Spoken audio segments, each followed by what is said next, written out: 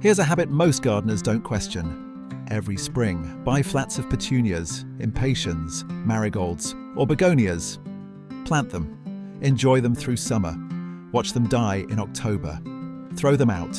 And then do the exact same thing next April. The average flat of annuals cost between $15 and $30. Most gardeners buy 5 to 10 of them per season. That's anywhere from $75 to $300 every single year, on plants that are dead in 6 months. Over 10 years, that's between $750 and $3,000 spent on plants you no longer have. Perennials cost roughly the same per plant at the garden centre. The difference is, you only buy them once. They come back every year. They spread. They multiply. And after 3 years, most perennial gardens look fuller and more established than any annual display ever did. These 13 perennials replace annuals completely and give you non-stop colour across the entire growing season without spending $1 next spring.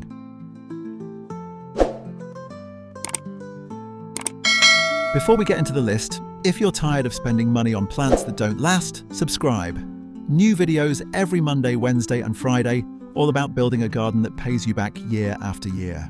And drop your hardiness zone in the comments below. We read and reply to every single one. A quick clarification before the list. An annual completes its entire life cycle in one season. It germinates, blooms, sets seed, and dies. A perennial lives for years. It goes dormant in winter and re-emerges in spring, often larger than the year before. Same price at the garden centre. Completely different return on investment. 3 groups: spring, summer, and fall. Let's go. Creeping phlox. In April and May, this plant becomes a carpet of flowers, pink, purple, white, or magenta, so dense the foliage underneath disappears. The first spring after planting it looks good. The second spring, it looks great.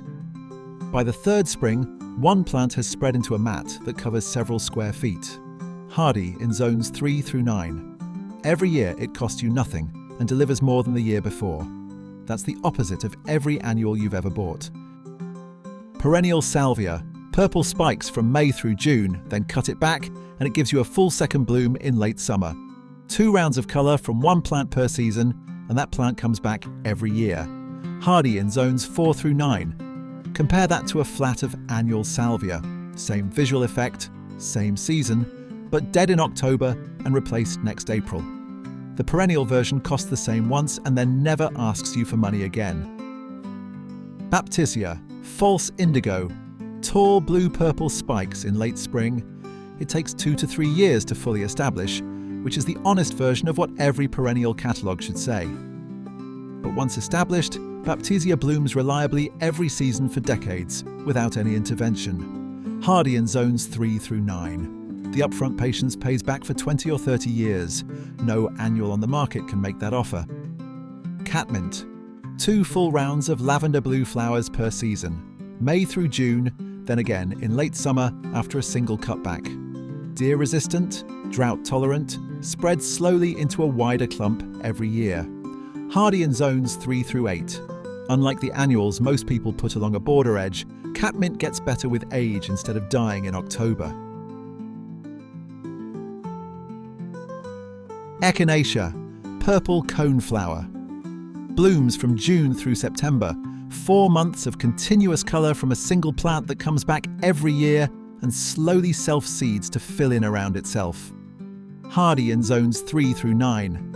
It pollinates the garden, feeds the birds in winter through its seed heads, and costs you nothing after the first purchase. If you currently spend money on purple or pink annuals every summer, Echinacea replaces them permanently. Rudbeckia, black-eyed Susan. The direct replacement for yellow or orange summer annuals. Same visual impact, same bright colour, same summer peak, but it self-seeds and spreads, meaning the second year you have more plants than the first, and the third year more still. Hardy in zones 3 through 9. You buy it once and it multiplies on its own. Coreopsis, tick seed. 4 months of continuous yellow flowers, May through September, with minimal deadheading and almost no care. Hardy in zones 3 through 9. 1 purchase, 1 planting, and you have 4 months of colour every year for the life of the plant. That math makes every flat of annual marigolds look like a very poor investment. If this is making you rethink your spring shopping list, subscribe and tell us in the comments which annual are you most ready to replace permanently. We reply to every comment. Now, 2 more summer plants.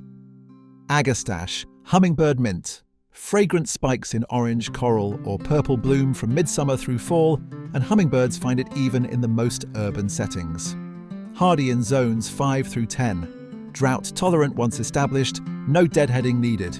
If you've ever bought red salvia annuals to attract hummingbirds, Agastache does the same job permanently for one upfront cost. Daylilies.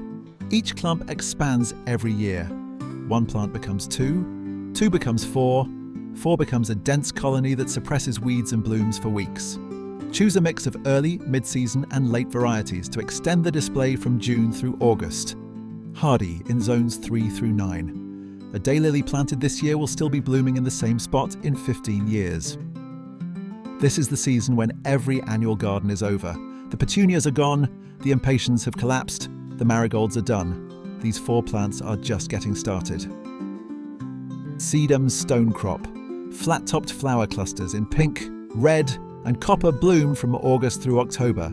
Then the dried heads stay decorative through winter, providing structure and feeding birds long after everything else is done. Hardy in zones 3 through 9, 0 summer care, 0 deadheading. Rudbeckia goldsturm saves its peak for August through October, exactly when the garden needs it most. More compact and uniform than the species.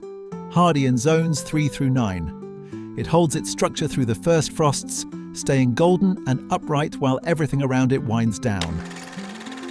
Aster.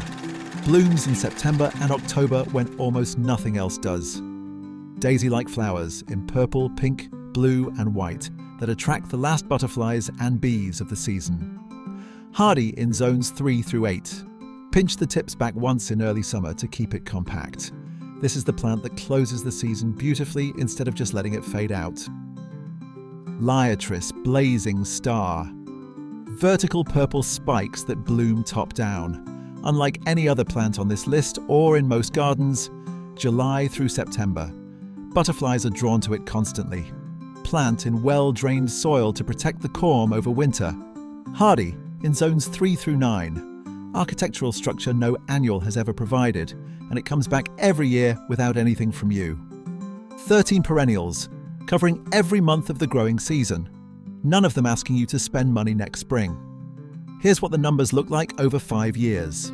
If you currently spend $150 a year on annuals, conservative for most gardeners, that's $750 over 5 years, and at the end of it, you have nothing. 13 perennials at an average of $8 each is $104. Once. Over 5 years, those plants spread, self-seed, and multiply. At the end of year 5, you have more plants than you started with, and you've spent nothing since year 1. That's the real argument for perennials. Not just that they're beautiful or easy, they're the smarter financial decision for anyone who wants a garden that lasts. If this changed how you think about what you plant, subscribe and drop a comment below telling us which annual you're finally ready to replace. See you soon.